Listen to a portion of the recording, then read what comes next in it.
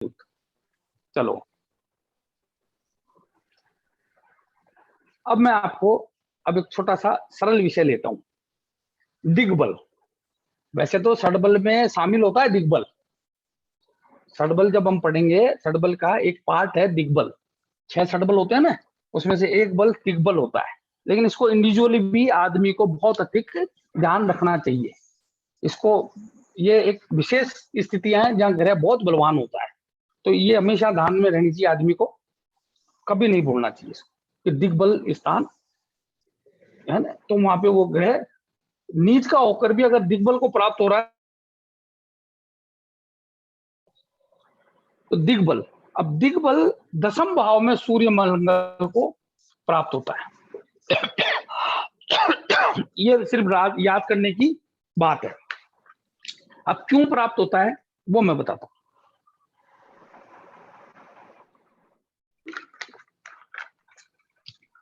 ये 12 बजे का टाइम है। ये मेरा 10वां भाव है, इसको नभ कहते हैं। मैंने आपको जो पढ़ाया था क्या कहा था, नभ, खुला आसमान। और ये 12 बजे का टाइम है जहां सूर्य पूर्ण बली होता है, अपने पूरा प्रभाव पृथ्वी पर देता है। इसलिए यहाँ पे सूर्य को सबसे ज्यादा दिग्बल प्राप्त होता है। मंगल भी एक अग्नि तत्व ग्रह है, जिसको अग्नि की बहुत अधिक आवश्यकता रहती है ना, जहां वो खूब अपना प्रभाव दिखा सकता है। इसलिए मंगल को भी यहाँ दिग्बल प्राप्त होता है। इसलिए ही कालपुरुष की कुंडली में यहाँ मकर राशि भी है, इसलिए ही 10वें भाव में बैठे हुए मंगल को कुलदीपक योग कहा जाता है ना। तो ये दिग्बल 10वें भाव में सूर्य मंगल को दिग्बल प्राप्त होता है। 7वें भाव में शनि को दिग्बल प्राप्त होता है। यहाँ सूर्य जो है बिल्कुल अपने नीचाभिलाषी होते हैं। क्या होते हैं सूर्य, क्या होते हैं? नीचाभिलाषी, सब नीचाभिलाषी। साथ ही नीचाभिलाषी होती है, साथ ही क्या होते हैं, संधि पर। कहां होते हैं समझो, थोड़ा विवेक लगाओ। संधि पर। संधि कौन सी? दिन खत्म हो रहा है और रात शुरू हो रही है।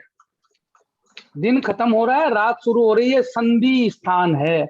यहाँ सूर्य का बल बिल्कुल खत्म, यानी कि सुबत्तु का बल खत्म। तो कौन बलवान होंगे? अशुभ ग्रह। कौन बलवान होंगे? और सबसे ज्यादा अशुभतम ग्रह कौन है? The most malefic planet is Saturn, Shanidev, Shanidev, Shanidev. Shanidev. तो वो, हाँ, तो उनका बल बढ़ जाएगा। इसलिए वो यहाँ क्या होते हैं, दिग्बली। क्या होते हैं? दिग्बली। दिग्बली। हाँ, यहाँ उनको पूर्ण ताकत मिलती है। अब यहां से चले ये भाव, मध्य रात्रि, दूसरा पहर है ना, मध्य रात्रि। अब मध्य रात्रि है ना, भोग के लिए बनाई है।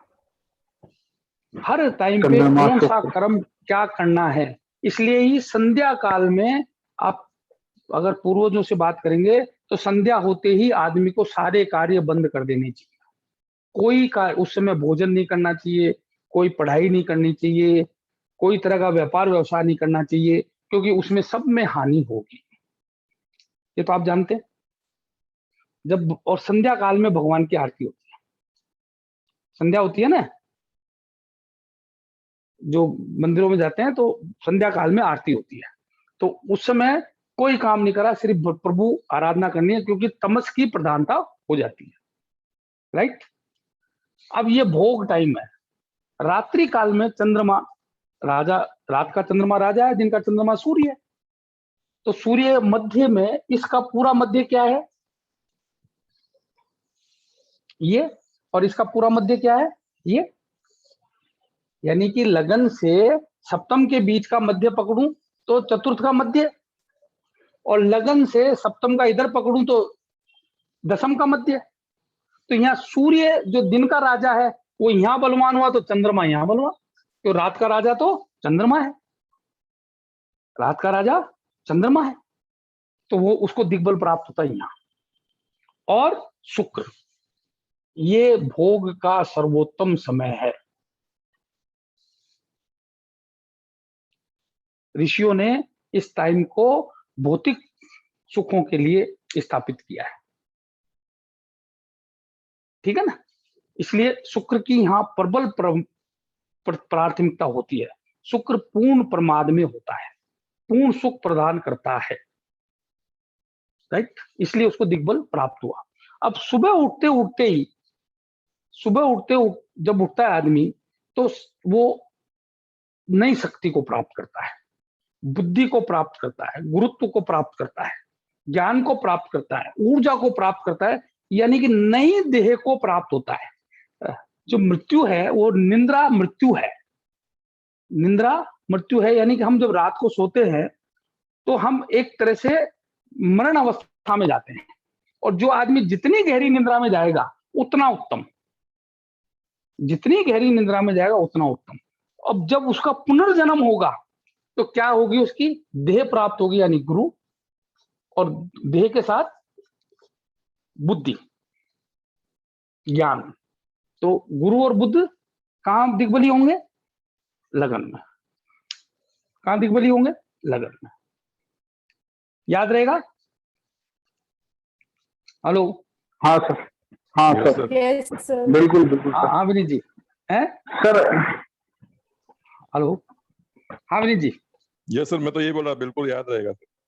हाँ, तो आपने पहले भी दिग्बल पढ़ा होगा। अब मैंने आपको क्यों होता है ये भी बताया, और कौन सा कार्य कब करना चाहिए ये भी बताया।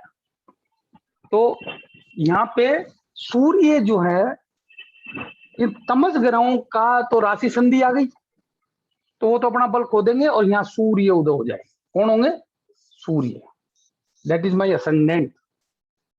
तो सूर्य यहाँ पे बढ़ते हुए क्रम में, अब यहां से सूर्य क्या करेंगे? बढ़ते हुए क्रम में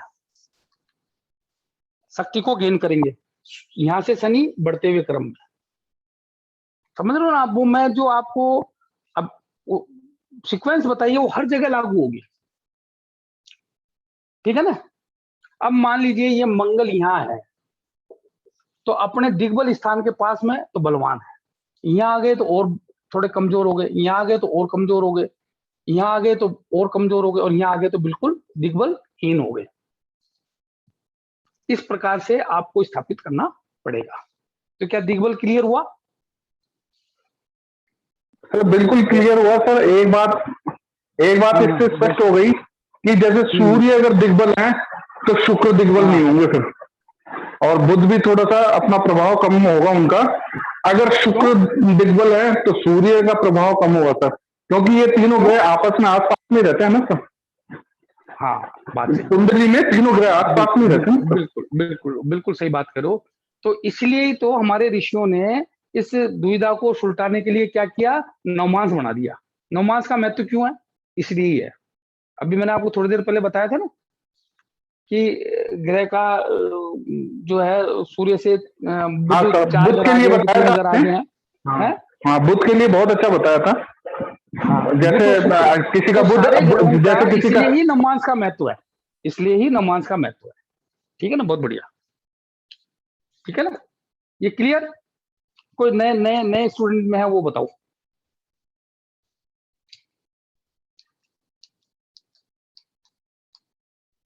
नए जो हैं उनमें से कोई? यस सर, क्लियर हो गया। क्लियर है, वेरी गुड, ओके। तो ये दिग्बल, ये भी ग्रह को बलवान और बलहीन करने में अहम भूमिका निभाते हैं। यहाँ तक कि फल दीपिका में कहा गया है, अगर ग्रह नीच का है और दिग्बल को प्राप्त हो जाता है तो उसकी नीचता भंग हो जाती है। तो मैं जब नीच भंग राज्य को पढ़ाऊंगा तब ये भी बात बताऊंगा आपको, पर मैं आपको आज सिर्फ सूत्र दे रहा हूं, और सूत्र मेरा सिर्फ किताब